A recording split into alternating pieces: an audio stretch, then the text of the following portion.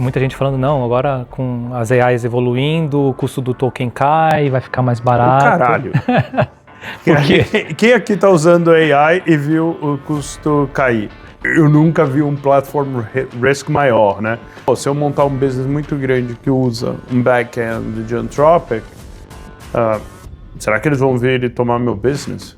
A gente como investidor e você como empreendedor, vale a pena ter bastante na cabeça que POC hoje não é o suficiente para você falar que você teve um product market fit ou que o teu business fica de pé. Se eu tô num board de uma empresa pública e o cara me bota isso no core da empresa, sem guardrails de segurança, eu como board member demito esse cara.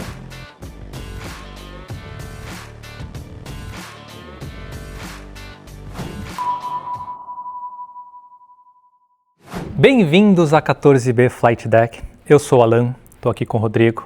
Eu sou o Rodrigo. Esse é o Rodrigo, meu sócio aqui na 14B. E esse é mais um formato radar. É aquele formato em que a gente pega tendências e movimentações do mercado e traduz como isso impacta na sua vida empreendedora.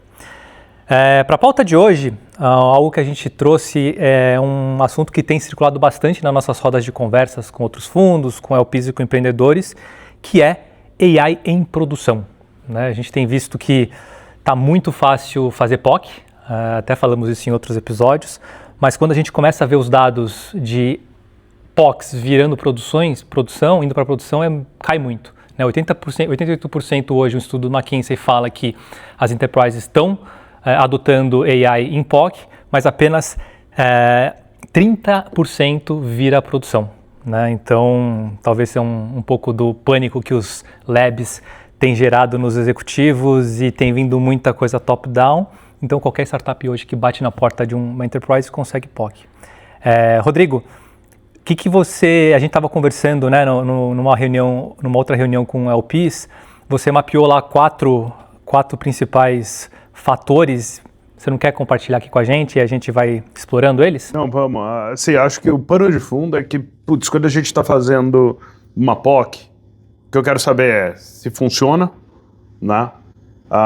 E descobrir isso o mais rápido possível. Então, os drivers de sucesso numa POC, eles são materialmente diferentes dos drivers de sucesso em produção. Em produção, eu preciso que esse negócio seja seguro, eu preciso que seja profitable, eu preciso ter controle sobre ele.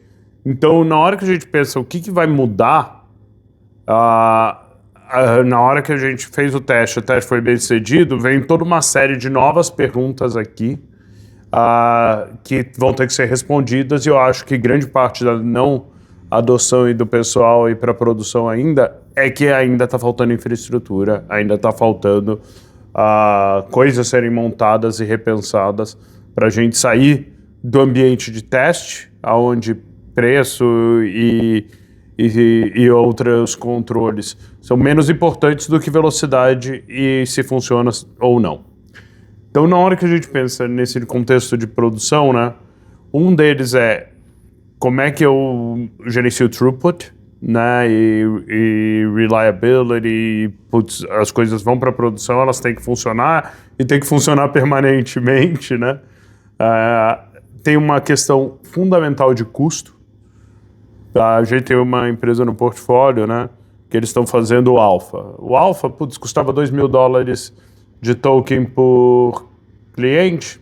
Não importa, tem 20 clientes, não vai mudar a vida da empresa. Mas na hora que ela falou, vou sair de Alpha para Beta, vou sair de 20 clientes para 2.000 clientes, $2.000 por mês de custo começa a ser super material, a empresa não consegue nem fazer isso. Então, como é que a gente controla esse custo para push into production é super relevante. Tem uma questão de segurança, e aí a gente até teve a conversa com o Lincoln, que deve ser publicado em breve. Tem um monte de aspectos interessantes no que entra em segurança de AI. E por último, tem uma questão aqui de soberania, né, e governança. Você não quer montar a sua empresa em cima de uma areia movediça e que pode simplesmente desaparecer. Então, Acho que esses são os 4 grandes blocos de coisas que a gente está pensando e discutindo, mas queria ver se você tem mais pontos aí. Eu acho que vamos lá, então quando a gente fala de throughput, né, e qualidade, isso já é dado antigo, que geração de código nunca foi o maior gargalo, até no pré-AI mesmo, né? 60%, 80% do custo e do tempo gasto em desenvolvimento de software é em sustentação, né? Não é o código novo, é QA, pull request, teste, escala, correção de bug, evolução dos códigos, refactors e coisas desse tipo. E, sabidamente, né, o AI hoje, ela é muito boa, muito poderosa em gerar código, né, mas ela ainda não está tão boa para manutenção de código. E o que a gente tem visto é que isso está aumentando ainda mais esse gargalo. Se no passado a maior parte do tempo já era gasta em sustentação, a gente aumentou hoje com AI infinitamente mais a geração de código, então aquela parte inicial. Então está dando ainda mais overhead quando a gente vê a parte de sustentação, né? Então isso é uma coisa que a gente tem olhado bastante, né? Também tem estudos que falam que 90% mais de tempo em code review, os PRs, né, os códigos desenvolvidos que são submetidos ali para uma revisão estão muito maiores, né? Porque ficou fácil escrever. Ficou fácil escrever. Então, e AI é verboso pra cacete, cara. Eles não conseguem sintetizar aquele negócio bizarro. A gente viu também débito técnico acontecendo ainda mais, porque os códigos eles são bons, mas às vezes não tem contexto, então começa a vai empilhando cada vez mais código, né? E na hora que você aumenta essa volumetria, né, você começa a bater em reliability, né, porque você começa a push code que não necessariamente foi revisado na profundidade adequada, né? Agora o cara tem 10 vezes mais código para revisar, e aí começa a desligar o cérebro. Então você tem tanto reliability quanto segurança que começa a impactar. Justo. E aí nesse cenário, né, de mais código, mais problema de sustentação, eu acho que é legal a gente compartilhar aqui a nossa visão do que a gente vê de oportunidade que isso gera para empreendedores, né, para novas teses e até para pivôs. Eu acho que uma das coisas que eu tenho gostado é plataforma de eval, né? Então, o que está sendo lançado no mercado que vai ajudar a monitorar e avaliar a performance desses modelos e código gerado, né? Não sei se você tem visto alguma outra coisa, o que você tem... Não, acho que tem alguns componentes, né? Um deles é lidar com esse aumento de volumetria de código, então como é que eu faço code review mais rápido, como é que eu faço quality assurance, como é que eu faço o merge disso no código, para a gente aumentar o quanto de código está efetivamente going to production, não só sendo escrito. Acho que tem as plataformas de eval, na hora que fica mais barato fazer o teste e codar, eu vou testar mais coisas. Então já tem algumas coisas de feature testing muito boas aí, mas o pessoal ainda não está testando, não tem plataformas boas o suficiente para testar end-to-end e testar modelos maiores, né? E não necessariamente to the next conversion, mas pro end product. Então acho que eval é super relevante.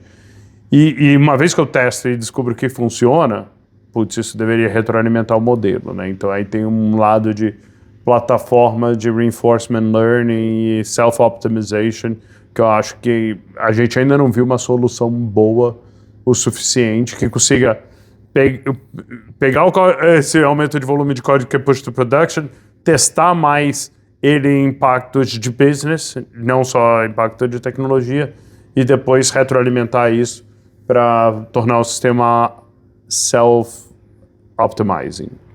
Você acha que tem espaço para desenvolver isso no Brasil ou é uma coisa mais de vale? Cara, eu acho que tem. Sofisticação técnica que é super necessário, é muito complexo, né? Mas eu acho que tem algumas pessoas no país que conseguem fazer isso, conseguem fazer bem. e acho que tem espaços no Brasil onde a aceitação de testes e de startups por incumbents é maior. Particularmente fintechs, assim, like it or not, o Nubank moveu os grandes bancos, os grandes incumbents, a se mexerem mais rápido para adotar a tecnologia, e isso reflete num testing muito maior, que acho que é interessante para a gente desenvolver e utilizar para desenvolver produtos que vão ser globais. Boa.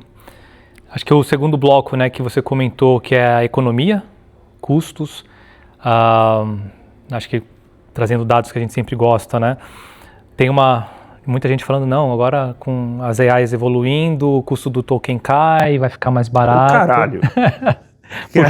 Quem aqui está usando AI e viu o custo cair?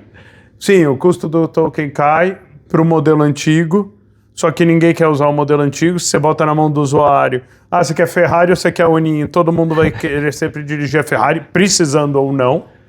E aí o token não caiu e as janelas de contexto explodiram. Hoje, a média de task lá era 13 mil tokens e agora subiu para 46. Né? Então, na verdade, não é que o custo diminuiu, o custo aumentou. Só que aí o token ok, diminuiu o valor, mas a quantidade de token que está sendo gasta por tarefa aumentou muito. Né? Então, o gasto final acaba sendo maior. Eu acho que o token... Vamos lá. Você pegar o preço do Opus 4.6, caiu. Só que o cara não está mais usando o 4.6, ele está usando o 4.8. E o preço do 4.8 versus do 4.6, com o mesmo tempo de mercado, né, nos primeiros 3 meses de mercado, ele é muito parecido. Ou um pouquinho mais caro, um pouquinho mais barato, mas com certeza não compensa as 3 vezes que a gente está vendo de aumento de janela de contexto. Então, assim, AI está se tornando mais caro. Obviamente, eu espero que a qualidade das respostas esteja melhorando. Mas, se a gente não for inteligente nesse roteamento, e aí eu acho que é uma das grandes oportunidades, né? Se você der a opção para o usuário, ele vai sempre usar um modelo mais sofisticado. E esse modelo é mais caro. Então, como é que eu tomo a decisão de o que deve ser feito no modelo de bleeding edge, que os preços não estão caindo, né? Versus modelos mais baratos. Tá, bom, então já começamos a falar de oportunidades aqui. Routing é um deles. Routing é um deles. Acho que agora os modelos de open source estão bons o suficiente para resolver 95% dos tasks. A gente cruzou esse threshold, que é o mesmo threshold que a gente criou ali com, sei lá, GPT 3.5. A gente cruzou isso tem alguns meses. Os modelos open source estão 6 meses para trás dos bleeding edge. E, cara, a gente consegue resolver as mesmas coisas que a gente estava resolvendo com o Ops 4.6 há 6 meses atrás, que já é muita coisa. Então, porra, por que eu vou pagar o token do 4.8? Eu deveria estar ou indo para o open source ou para o 4.6, depende ali um pouquinho de custo de hosting e disponibilidade de GPU, mas você deveria ter alguma coisa que desenha essa otimização de para que modelo você está usando em cada task. E acho que dentro, em paralelo aos open sources, também tem as SLMs, né, as Small Language Models, que são um pouco mais afuniladinhas, treinadas para uma tarefa específica. Né? Isso Sim. tudo acaba ajudando em diminuição de custo para go into production, que eu acho que é uma das coisas que a gente tem de visto. Assim, eu acho que o exemplo de Birdie é ótimo, né?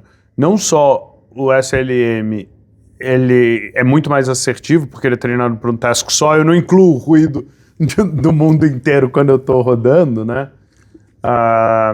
Mas ele vai rodar uma fração do custo de você fazer isso no LLM. Então, acho que tem coisas interessantes para serem feitas aí. Acho que ainda harnessing dos open source models não são tão bons, né? Então, aí a gente vê o Codex permitindo que você rode alguns open source models lá dentro. Não sei se é o final solution, vai ser um Codex, um Cloud Code, permitir que você rode modelos open source, ou se você vai efetivamente ter um harnessing específico para esses modelos, mas acho que ali também tem espaço para a gente discutir. Acho que isso aqui não está vinculado com custo, mas uma das coisas que eu também vejo de dificuldade em going to production é que as LLMs, por natureza, são estocásticas, né? É probabilístico. Então, se você faz a mesma pergunta para uma LLM, você não vai ter sempre a mesma resposta. Não, assim, o teste que Birdie rodou nisso é bizarro, né? Eles pegaram 137 mil reviews e rodaram 3 vezes a pergunta de quais são as 10 maiores reclamações dos clientes. E enquanto o Birdie sempre respondia as mesmas 10, As LLMs, cara, cada hora era uma lista completamente diferente. E aí pensa, né? Como que a gente vai go into production com um sistema que vai dar respostas diferentes? Imagina que você é um saque de um banco, cada hora você responde uma coisa com pequenas variações. Como que você tem a confiança que isso vai acontecer? Porque ele muda a classificação, né? Se ele, em vez de chamar de prazo de pagamento, chamar data de pagamento, talvez ele classifique coisas diferentes dentro daquilo ali.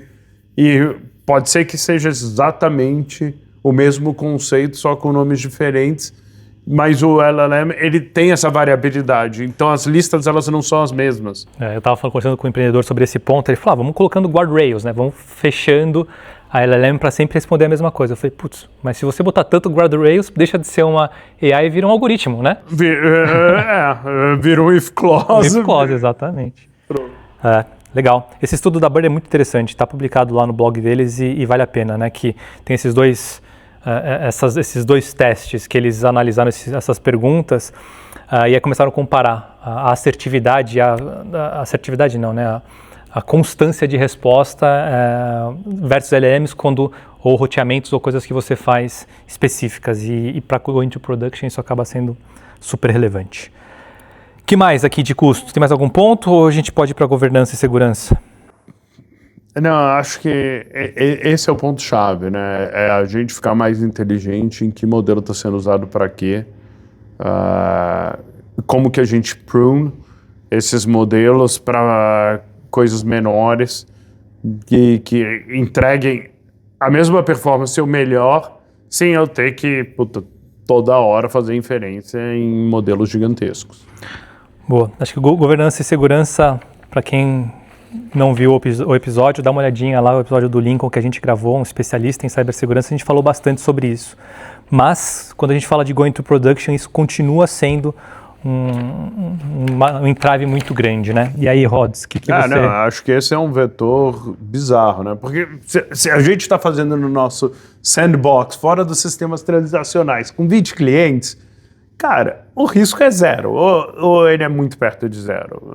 Assim, eu não preciso me preocupar ainda com cybersecurity, mesmo porque o meu sandbox não deveria ter muito acesso a nada importante.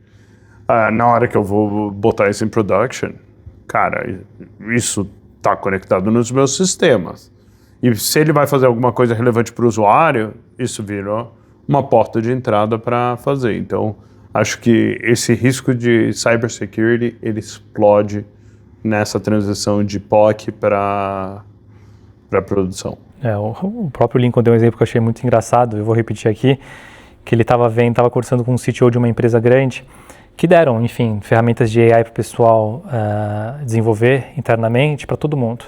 E aí uma moça de RH desenvolveu lá um dashboard e tal, com dados, obviamente, sensíveis de funcionários internos, e aí estava gostando, falou, bom, pediu para o Claude lá, agora coloca isso online para eu poder acessar de casa. Né? E o que o Claude fez? Foi lá sobre o servidor. Ele fez exatamente o que você pediu. Só que a coitada lá nem tinha noção do risco que representava isso, porque é uma pessoa de RH, né? Não dá para culpar ela também. Não, ela não foi treinada em segurança, putz, tem que botar login, tem que encriptar, tem que botar two-factor authentication, tem que criar todo um perímetro de segurança em volta desse servidor. Ela simplesmente mandou, o Claude pegou e jogou isso daí o quê? num servidor de AWS sem senha? Acaba, e até voltando, né, o modelo probabilístico, estocástico das LLMs também aumenta a superfície de ataque, porque como está sendo gerado coisas que o CTO e os CISOs não estão por dentro, você começa abrindo superfície de ataque porque você expõe mais coisa, né? Assim, acho que monitorar essa utilização desse cliente menos sofisticado e que não tem necessariamente entendimento dos protocolos de segurança e que agora virou dev, né? Na hora que eu dou uma ferramenta dessas na mão dele, ele vira um dev, é fundamental. Então, todas as ferramentas de monitoring. Tem muita coisa que passou a não rodar mais em servidor. E aí, não necessariamente os CTOs, CIOs têm visibilidade disso. Como se você pede para o Claude ou pro ChatGPT fazer alguma coisa e ele não consegue fazer at server level, ele vai te sugerir um código Python que você baixa na sua máquina e roda. E isso, CTOs têm zero visibilidade do que está rodando. Até a BotCity desenvolveu o produto para resolver exatamente isso, né? Ela fica monitorando o que está rodando de Python Code na sua máquina, notifica o CTO, o seu CISO, e dá governança para eles poderem desabilitar. Pô, você não pode rodar esse dado, você não pode rodar dessa forma. Então, acho que aí tem mais coisas a serem feitas, né? Acho que também tem o problema de, meu dado tá indo para fora, talvez não no meu corporate account, e assim, pouquíssimas empresas no Brasil tem corporate account de AI, mas, pô, o cara não conseguiu jogar isso dentro do corporate GPT, resolveu rodar isso no Claude pessoal dele. How the hell os CISOs estão sabendo disso? Putz, o cara tá usando no browser dele uma ligação direta e você simplesmente perdeu a visibilidade. Então, acho que tem muita coisa de criar esse perímetro de segurança aí. Acho que, dado o perfil estocástico, se a gente perguntar 70 vezes qualquer coisa pro modelo, eventualmente você vai achar um workaround. E é um problema conhecido, né? Até não é surpreendente o jailbreak lá do Mythos. É um aspecto novo e interessante como é que a gente controla esse prompt injection sem destruir a utilização do programa, do sistema. Boa. E aí vamos para o quarto bloco, então, de dificuldades para go into production, que é privacidade, soberania, né? Cara, me conta mais aí, quais são as suas percepções do porquê que isso aqui impacta no go into production? Cara, acho que tem dois aspectos, né? Um deles é bastante conhecido e a gente sempre discute muito, que é o platform risk. Antes o nosso medo era Google, era Meta. Deixa eu dar um exemplo que é Platform Risk, que alguns empreendedores não sabem. A gente vivenciou isso muito na pele na época de QCanto, né? Quem não sabe, eu fui fundador lá. A gente era uma empresa que chegou a ficar muito grande em termos de audiência, 8, 9 milhões de uniques por mês, 100% baseado em SEO de Google. Ou não 100%, mas uma fatia relevante. E a gente era muito bom nisso. Até que o Google decide... Resolveu competir. Começou usando os nossos dados. Lança lá o Google Places com os nossos dados e a nossa audiência cada vez mais começou a cair. Então, esse é um exemplo de platform risk, né? Não, é a história do WhatsApp. A Meta começa a ver o pessoal ganhar dinheiro em cima de WhatsApp, ele começa a pedagiar isso. Primeiro foi o Business Account, depois tem limitação de, você pode colocar AI ou não dentro do Business Account. E eles vão criando cada vez mais restrições para pedagiar e se apropriar desse valor que está sendo criado. Na época de Facebook, o que a Meta fez de usar... Você ia lá e desenvolvia uma stand virtual. Começava a ganhar dinheiro, em 5 minutos a Meta ia lá e deploy a stand virtual da Meta. Então, tem esse platform risk que é super importante. Trazendo para AI, qual que é a tua leitura? Bem, eu nunca vi um platform risk maior, né? E, sei lá, não sei se é inteligente ou se é burrice de posicionamento estratégico, mas o que a Anthropic fez em lançar legal, em lançar design, cara, botou todo mundo que está desenvolvendo qualquer coisa que pode ser substituído por um cloud whatever, em pânico. Né? Em vez deles adotarem a estratégia de AWS, de vou ser infraestrutura, cria qualquer coisa, e tenta tranquilizar as pessoas de que você não vai competir com elas, eles saíram competindo contra a Legora, contra a Harvey, contra a Canva, o que te traz a preocupação. Pô, se eu montar um business muito grande que usa um back-end de Anthropic, será que eles vão vir e tomar meu business? Fair enough. Boa. E como isso é oportunidade pra gente, investidores? Putz, eu não acho que aí tem tanta... Vamos lá, acho que a oportunidade está em enable as empresas A não ter... a não sofrer esse risco. Acho que como investidor isso daqui é, red flag, que tem que estar sempre no nosso radar se essa empresa existe num cenário onde você vai competir contra Anthropic, OpenAI e sei lá mais quem. Então, esse para mim é uma pergunta fundamental. Mas platform risk, ele normalmente, com exceção de compliance, ele vinha por incentivos econômicos. E agora a gente tem uma versão on steroids dessa porra, que é platform risk por geopolítica. Puta, você vai lá e monta a sua empresa em cima de Fable 5 ou dos novos modelos de OpenAI e o governo americano fala que não, esquece, você não vai ter. Que é um outro nível de incerteza que eu não acho que as empresas podem conviver com elas. Você acha que as empresas enterprise têm essa noção de que por trás tem um risco desse de soberania? Putz, eu acho que talvez elas não tivessem. Agora tá muito claro. Assim, como é que eu vou pegar, imagina que fosse possível, jogar todos os clientes do JP Morgan para usar um produto que roda fundamentalmente em cima de OpenAI e amanhã o governo americano mandar a OpenAI desligar aquele modelo. Assim, não é um risco aceitável. Putz, você implode um business de uma noite, de um dia para o outro. Então não tem. Acho que agora você criou a necessidade de todo mundo self-host, pelo menos um modelo de backup que é seu e que ninguém vai mandar desligar.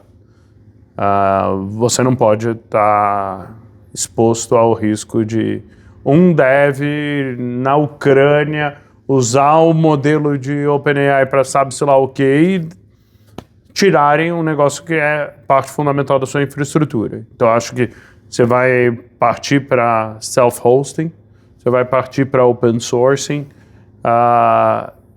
cada vez mais, nem que seja como fallback dos modelos de ponta quando você for para production.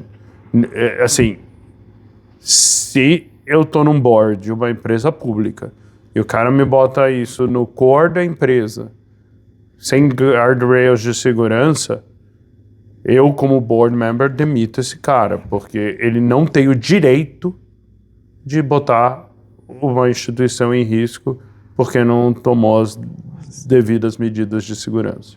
Boa. Então, bom, acho que resumindo todos esses minutos de conversa, a gente como investidor e você como empreendedor, vale a pena ter bastante na cabeça que POC hoje não é o suficiente para você falar que você teve um product market fit ou que o teu business fica de pé. O que há 5, 10 anos atrás... Vamos lá, tem um lado que é do caralho. Nunca foi tão fácil vender. Não, mas não é porque o cara fez a POC que ele vai push to production. E você tem que levar em consideração que os pré-requisitos do que é push to production são materialmente diferentes do que é pré-requisito para POC. Pré-requisito da POC é provar que funciona e pronto. E fazer isso rápido. Justo. Então, empreendedor, sugestão, quando você for fazer teu pitch, tenta já trazer indícios ou números que essa POC, ela não é só uma POC, que você realmente está pronto para transformar isso em contrato. Eu acho que é uma das grandes... No passado, a gente olhava a POC como investidor e já tinha um bom sinal que o produto ficava de pé. A gente falava, putz, o hurdle de entrar em POC era tão grande que a gente falava, putz, se o cara tá gastando tempo, a chance de converter é boa. Hoje eu não tenho tanta clareza assim. Hoje ficou tão fácil fazer POC do lado dos corporates, né? Existe essa demanda que é menos claro que vai se converter em production. Então não dá. Antes a gente pegava POC e, vamos lá, chutar um número. A gente assumia que 50% ia push to production. Hoje eu vou assumir que, 10, 15% vai push to production. Boa. Deixa eu virar a página aqui. Acho que a gente também tem discutido bastante do que a gente, nos outros vídeos a gente sempre fala, né? Contexto diferente traz oportunidade diferente. Brasil e a América Latina é muito diferente de US. Os produtos que nascem no Vale são diferentes dos produtos que nascem aqui no Brasil. E vamos falar para o pessoal aqui o que a gente, como 14B, tem olhado como oportunidade, né? A gente fala muito de infra, de fintech, a gente fala de conversação, perfis de fraude. Rods, vamos dar uma luz aqui, pessoal.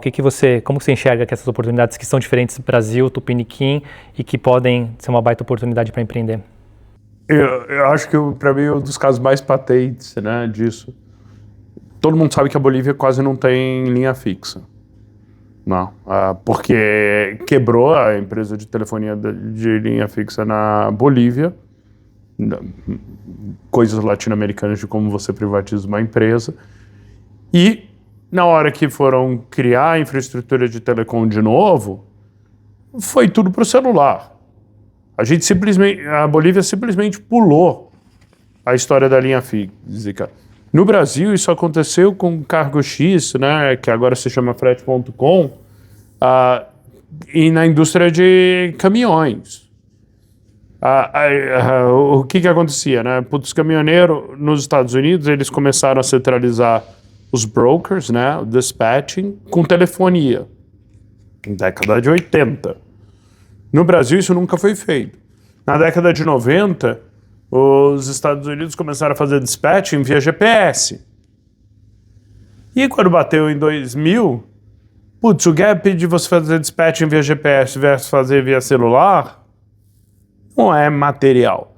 No Brasil, a gente saiu de um post-it na janela do posto de gasolina direto para o celular. Então, o que Frete.com é no Brasil, o que a FTA é na China, não faz sentido no mercado americano, porque o mercado americano fez essa transição gradual em décadas e o gap de performance era muito menor quando apareceu o celular. No Brasil e na China esse gap era monstruoso e aí essas empresas fizeram sentido. Então, esse contexto diferente, né, seja na Bolívia, seja no Brasil, cria oportunidades que são fundamentalmente diferentes dos Estados Unidos. Esse é um aspecto. E aí tem algumas das idiosincrasias locais que, criam oportunidades que são globais e matam oportunidades que são americanas que não funcionam no Brasil, né? É a história de Toast. O grande inovação de Toast é que o POS vinha na mesa. Puta que eu pariu, cara. O POS vinha na mesa 10 anos antes no Brasil por fraude. Porque eu não podia levar o cartão de crédito lá atrás para passar. Então o POS vinha na mesa para você digitar o negócio. Então o Toast nunca vai funcionar no Brasil. E, by the way, todas as empresas de cartão de crédito colocaram o POS dentro da maquininha. Então, assim, conversa de maluco. Então tem coisas que o contexto aqui mata a oportunidade que existe lá. Agora, talvez onde você queira, né, porra? Aonde que o contexto brasileiro tem coisas que podem ir para fora, e essas são algumas das que a gente discute, né? Acho que em fintech, como os bancos aqui estão muito mais dispostos a testar coisa, a gente consegue testar produtos em escala, que você não consegue fazer lá fora. Então, durante muito tempo, o Pismo tinha a maior instalação de core em cloud de banco no mundo, live. Porque lá fora não se colocava, não tinha pressão, e aqui existia pressão dos bancos tradicionais competirem com o Nubank. Então você consegue testar isso at scale, provar que você pode botar 70, 80, 90 bilhões de contas e que o negócio funciona liso, e que depois vira um proof point para você vender para os bancos americanos. Então eu acho que todo esse lado de infraestrutura de fintech, financial services, a gente está super bem servido, né? O nosso Open Banking é uma ordem de magnitude maior do que o Open Banking de referência, que é o Open Banking britânico. Então, assim, acho que tem muita coisa ainda para ser feito em fintechs, e algumas delas vão se traduzir para fora. Legal. Conversação também, né? O Brasil é famoso por ser um dos maiores usos de WhatsApp, também abre bastante espaço, e agora a gente começa a ver nos Estados Unidos também uma adoção maior desse tipo de produto, né? Então, de novo, o negócio de contexto. Por que nunca teve o conversacional nos Estados Unidos? Porque os Estados Unidos saiu da porra do SMS pro iMessage, porque nos Estados Unidos todo mundo tem barato. um iPhone. E o iMessage, plataforma fechada, super restritiva da Apple, não deixa você fazer nada. E agora eles estão começando a ir pro WhatsApp, né? Então, de novo, é o contexto de como foi criada a indústria lá que atrasou os Estados Unidos versus conversacional. Eles não têm conversational banking, eles não têm conversational e-commerce. Legal. Perfil de fraude também a gente tem visto, né? O Brasil especialista em fraude, então nasce muita startup de QIC, QIB, algoritmos de fraude feitos via AI, também tem aparecido bastante, também acho que é um edge brasileiro interessante para você criar tecnologia de ponta e levar para fora. Assim, tem coisas super legais, né? Os bancos brasileiros fazem autenticação facial, o americano não faz. Não faz, ponto. Ele simplesmente manda uma SMS, e a gente já aprendeu no Brasil que dá para hackear isso daí e interferir no fluxo de SMS. Vai chegar. A outra coisa tem incógnita, que usa a sua localização, o seu perfil de localização, para fazer validação de que você é você, ou a forma, o movimento do acelerômetro. Tem vários outros elementos aqui que são super interessantes. Incógnito é um caso legal, nasce no Brasil também, e agora expande para fora. Exato. Com essa tecnologia super bacana. O pessoal ali manda bem pra cacete. Então, tem uma série de aspectos aí que a gente inova. A gente tem problemas diferentes, a gente inova, e que são tecnologias que eventualmente vão ser adotadas lá fora. E a gente não tocou nisso, mas de novo, contexto, né? Eu estava tentando que o meu agente fizesse um agendamento de um jantar para mim. Era um negócio muito simples. Só que nos Estados Unidos você ia lá, entrar no OpenTable e fazer isso. Aqui o meu agente entrou no site do restaurante, não achou o link do OpenTable de reserva, não tinha o sistema de reserva, mas tinha um WhatsApp. E meu agente começou a conversar com a pessoa ou o agente do outro lado por WhatsApp e acabou fazendo a reserva através do WhatsApp. O WhatsApp, esse conversacional, ele é um ótimo fallback para quando as coisas não estão em sistemas estruturados. E dá para você usar isso como fallback para a gente de maneira muito fácil. Sim. Então, acho que isso tem um potencial legal. Tem brand, também brand. Para quem não conhece, é de um amigão meu chamado Dani, eu fui fundador do Delivery Direto. Voando. O que ele fez é pedidos de delivery via WhatsApp, que é uma coisa até meio estranha, né? Quem que faz pedido de delivery via WhatsApp? Brasileiro, principalmente fora dos grandes centros, né? Que você tem um contato direto, você faz o pedido, super legal, mas para o dono de restaurante é um caos. Imagina, você ter que ficar mandando cardápio, ter que ficar respondendo dúvida de cliente, montando carrinho. Os caras foram desenvolver um sistema de delivery, a lá iFood, a lá Delivery Direto, em cima de WhatsApp. Então, de novo, contextos diferentes geram oportunidades diferentes. E eu acho que esse aprendizado nos prepara para na hora que a gente tiver mass adoption de um sistema não iMessage nos Estados Unidos. Não está muito, né? Bem posicionado para lançar. A gente tá brincando com essa porra há 10 anos. Os gringos vão ter que entender como é que se faz. Animal. Muito bom. Cobrimos então um pouco dessa discussão que tem sondado o nosso dia a dia, que é o Going to Production. Falamos um pouquinho aqui de oportunidades.